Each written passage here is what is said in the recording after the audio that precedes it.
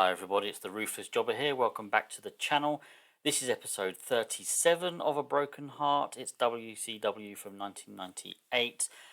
Very disappointed after the last episode. We have dropped down a level. We are no longer big, we are medium.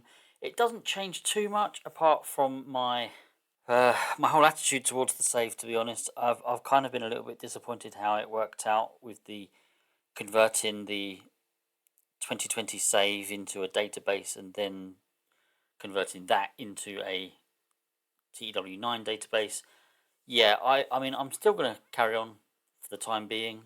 There are lots of things I wanted to do with this save, and it doesn't really affect too much. But first thing then, with this particular show, with this particular episode of Nitro, it's the night after Bash at the Beach. We've had to make a really big decision. And basically, the opening segment is we've got Lex Luger and Kurt Hennig looking for Ric Flair. Where's Flair? Where's Ric Flair? We're supposed to have a match tonight. We don't know who against. We don't know what's going on. You know, where is he? He's supposed to be in charge of his company now. He's supposed to be telling us what's what. And Gorilla Monsoon sort of appears and he says, "Look, guys, no one can find Ric Flair. We don't know where he's gone. We don't know where he is. We've tried calling him. It just disappeared, vanished. Not answering calls. Don't know what's happened. Can't get hold of him." So the big thing here is we are going to not use Flair for a while. Probably just put him on some sort of holiday for the moment. We may even take the drastic action of terminating his contract. Now the reason being, he is just an absolute nightmare backstage. He's causing so many problems. And again, we didn't have this for 2020, so it's something to do with the conversion. It's something to do with, TEW9 is treating this as a brand new game, so it's thrown up its own ideas on things. It's put in different chemistries. It's done all that. It's not the fault of the game. It's just one of those things. This gets a rating of 76 though, which I can't really complain about. Let's move on. Chad Fontaine takes on Rob Van Dam in our opening match. So a decent reaction from the crowd, but subpar wrestling. Rob Van Dam gets the win in 7 minutes 43 by pinfall with the Van Daminator. Wrestling 43, crowd 37, and the segment rating of 55. I'm happy with that. It's a shame they didn't click. So it made for an awkward bout. Could have had something slightly better there then. This was just to get Rob Van Dam over, get him on the card, get him a match, get him a win. Then we've got a promo from Raven. And Raven is out there and he's cutting a promo. And it's a few weeks since he sort of declared that he wants a shot at the US title. And tonight he comes out and he says, "I want a big match tonight. So I can go out there and I can prove I deserve a shot at the US title. Give me whoever. Give me someone big." And Gorilla Monsoon, who's kind of taken control of the show after Flair's absence, says, "You can have a big match tonight. You can take on Sting." So, obviously Raven's taken aback by that. Didn't quite expect someone as big as Sting, but that's who he's going to face tonight. And obviously, it's not a case of if Raven wins, but Raven just wants to go out and prove that he's worthy of a US title shot. Rating of 60 overall, lots of green, which I love to see. Gorilla Monsoon working really well. Yeah, no, I'm pleased with that actually. Raven working well. No, it's really good. The Dudley Boys take on Buff Bagwell and Hammer. We have had a couple of people backstage saying that Devon Dudley is money. Strap a rocket to him. So that is what I'm going to do now. I nearly put these boys in a much bigger match, but I thought, no, too early to do that. But we do give them a match. Of course we give them a win. So we had decent reaction from the crowd. Subpar wrestling. The Dudley Boys defeated Buff Bagwell and Hammer in 9 minutes 57. When Devon Dudley pinned Buff Bagwell with a Dudley Death Drop.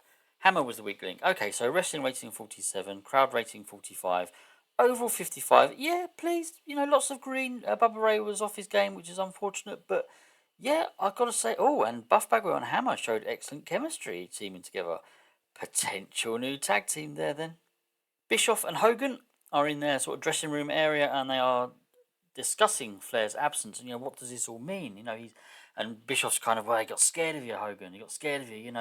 You're who you are. You beat him last night, and okay, it was only count out, but that's not mentioned. You beat him last night. He's scared. He's run off. This obviously means that you're the man now, Hulk. Would he call him Hulk?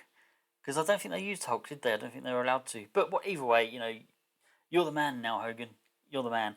And Gorilla Monsoon sort of pokes his head around the corner, sort of heard the conversation, says just because Ric Flair has vanished temporarily does not mean you are automatically in control of this company. That is for the board to look into and to decide something. It could be it could be completely innocent reasons to why Flair hasn't turned up tonight. I'm sure he'll be back next week. So rating of 66 for this one. And this power struggle storyline is gaining heat, which is always good to see because it's one of the big things we've been struggling with. The Demon takes on Six, and Six gets the win in 10 minutes 49 by pinfall with a super kick. Decent match, it said there, and wrestling rating of 52 and crowd rating of 46, overall 62. Yeah, I'm pleased with that. I mean, there's nothing big for Six. I've got a match for him to take place at Road Wild, so it makes sense to use him a bit on telly. I kind of miss that sometimes. I kind of miss that where I have someone, I've got a match for them on a pay-per-view, but they've had like absolutely nothing to do during the build-up to the pay-per-view. So yeah, let's start thinking about things, and I need to start looking at things like that. A promo video for Goldberg, rating is 75. I always do this when I've booked a show and then I kind of realise, oh, I haven't done anything for so and so. I haven't put blah blah blah on the card, and it usually ends up being Goldberg because unless it's a squash match for Goldberg, there's not really much else I can sort of have him do. So it's just a promo video featuring Goldberg, rating 75. Bret Hart is then being interviewed by Gene Okerlund, and he says that he deserves a title shot. He wants Hogan's belt. He's been here now for 7 or 8 months, maybe 9 months. He's proven that he's got it. He's done it elsewhere. He's proven he's the best there is, the best there was, the best there ever will be. And now he just needs the gold to kind of solidify that. And the Giant comes out and he says, look, I faced Hogan at Bash at the Beach. I pretty much had him beat. And it was only because of that slimeball Eric Bischoff getting involved that I got counted out. I think I deserve another shot. But, Bret, you're a good friend of mine. I'll give you the opportunity. I'll allow you to take that opportunity from me because I just want to see Hogan beaten now. And I think you could be the man to do it. Hogan comes out and Hogan says, I'll tell you what we should do. You guys have got to settle this in the ring. You two face each other tonight. The winner will get an opportunity at this belt at Road Wild. So we have got our main event tonight, Bret Hart taking on the Giant. It's face versus face. I think it might be the first time I've done that in this entire series, so we'll see how that goes. Totally Perfect. I had them in a pre-show match. Was it before Bash at the Beach, or was it? It might have been before one of the Nitros. It was a dark match, and we found out that they're fine. They don't have awkward chemistry, so why not stick them in a team? And they take on Norman Smiley and Rick Steiner, our forever chopping and changing partners, Rick Steiner. So this had good heat and decent wrestling. Totally Perfect got the win in 12 minutes 17 when Kurt Hennig pinned Rick Steiner using underhanded tactics. And this was our storytelling match. Kurt Hennig was head and shoulders above everyone else. He's still got it at this age. This is why I didn't really know what to do with him. If he had the Mr. Perfect name and the Mr. Perfect gimmick, I think I'd have been much more into him. But I'm not. Although now he's got a tag team that we can actually do something with, I think, because they've got to be our biggest tag team now in terms of star power. So yeah, now kind of got something for him to do. And they get the victory here. The wrestling rating 63, crowd 61, overall 66. Diamond Dallas Page cuts a promo on Chris Jericho as he's been interviewed by Gene Okerlund. Rating of 80. In part 2 of this angle, we then had Jericho come out and attack Diamond Dallas Page from behind. Didn't go into too many details. Jericho and Diamond Dallas Page both think that each of them need to be knocked down a peg or two, really. I mean, Diamond Dallas Page hasn't had the best of times recently, but he still thinks he's deserving of like a top spot. Chris Jericho, by contrast, has been rising through the ranks, and he wants to take out another legend, and that legend being Diamond Dallas Page. So yeah, they're kind of feuding. And that's basically all what happened here. The storyline gained heat, which is all good stuff. Rating of 80. Raven then takes on Sting in a match where he wants to prove himself. And, well, he loses, of course he does. Great heat and decent wrestling. Sting defeated Raven in 9 minutes 42 when Raven was disqualified when Psychosis ran in and attacked Sting, and we also had Psychosis 2 run in and attack Sting. So yeah, Sting didn't get the clean victory that he wanted, but this is obviously part of the storyline between the Latino World Order and Sting. We had them come in, not Guerrero. He's getting his henchmen to do the dirty work. But what a rating for this one! 65 wrestling, 69 crowd, and 77 overall. That is absolutely brilliant. Raven's gimmick is looking stale, so we need to do something about that. Post match, the Latino World Order continue to attack Sting. Raven joins in. Then Booker T comes out to make the save, so he wants to make the save and help Sting. Obviously, just getting at Raven. He has no business with the Latino World Order. He has no business with Psychosis or Psychosis 2, but he comes out to help his friend, and obviously Raven is pushing for a US title shot. So the Booker T and Raven storyline also gained heat here with a rating of 40, which wasn't great at all. And Booker T, the performance of Booker T was fantastic. Love to see that. And then we've got a 4-minute angle. It's backstage. It's basically Bret Hart's promo on the Giant for the upcoming match, and he also cuts a promo on Hogan as well. But rating of 75, which is obviously brilliant. Bret Hart and Elizabeth are a good pairing, and Bret Hart improvised well. And the storyline here gained heat as well. Absolutely brilliant. Yeah, just the pre-match promo from Bret Hart, rating of 75. The match in a bout had fantastic heat and great wrestling. Bret Hart drew with the Giant in 14 minutes 45, following a double disqualification. During the match, we had Eric Bischoff run in and attack Bret Hart. I also had, it hasn't put it there, let me know why if you know. I also had the Giant coming, he was attacked by Bam Bam Bigelow. So, one storyline advanced heat. Maybe I didn't, maybe I forgot to put it in there. I'm sure I put it in there. I mean, I could probably check, can't I? I'm sure I put it in there, but according to that, I didn't. But Bam Bam Bigelow attacked the Giant as well. Let's just kayfabe that. The wrestling here got 75 and the crowd of 79. Overall 68 though, so obviously got some penalties somewhere. But yeah, a draw in a match to determine the number one contendership. Post-match, there's a brawl. So we've got Bam Bam obviously continuing to attack the Giant, and Bret Hart is being beaten down by, he's fighting with Eric Bischoff. Hogan is there kind of just watching what's going on. Agents come in to sort of clear it all up, stop it. Gorilla Monsoon comes out and he announces that seeing as this match was a draw, at Road Wild we're going to have a triple threat match for the World Heavyweight title. So we'll have Hogan defend against Bret Hart against the Giant. Rating of 62, not fantastic. I've been quite pleased with this show. I know we're only medium now. We're not going to gain any pop whatever we get, but let's hope we're getting some high scores. Let's have a look. 66. Wow. Still really poor ratings. I don't believe this. Lost its popularity in 18 regions and still not having enough good storylines. I was really hoping. Look at those, the 80s and the 70s there. Overall rating of 66. It's the main event that's done it. Probably.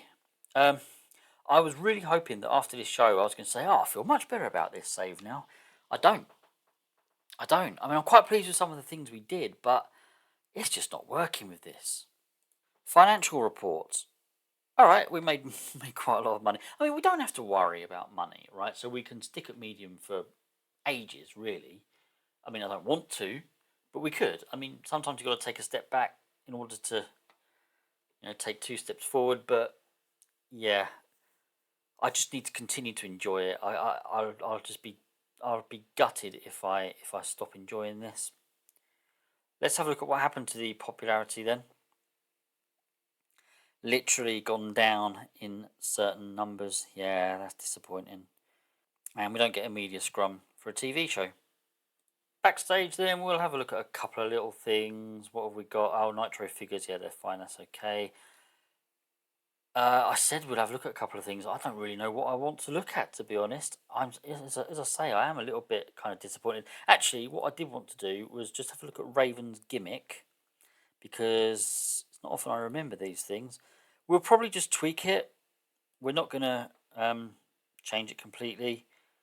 Oh, it's not letting me tweak it. I don't know what to change it to. I mean, I could just say extremist again, I guess, but extreme dark. I wasn't prepared for that. I was hoping to just tweak it, and offbeat and unstable was particularly good. I didn't want to change it too much because he's in the middle of a program, isn't he? Deploy creative. Oh, I haven't got any creative. That's a shame. Right, yeah, let's just do that then. Confirm gimmick change. Extreme, extremist, and then he'll be extreme dark. I couldn't think of anything else. I also remember from one of our B shows, Buff Bagwell was also getting a bit stale. And bearing in mind he could now be in a tag team. Ego, can we tweak this one? I hope we can tweak this one. Oh, for goodness sake.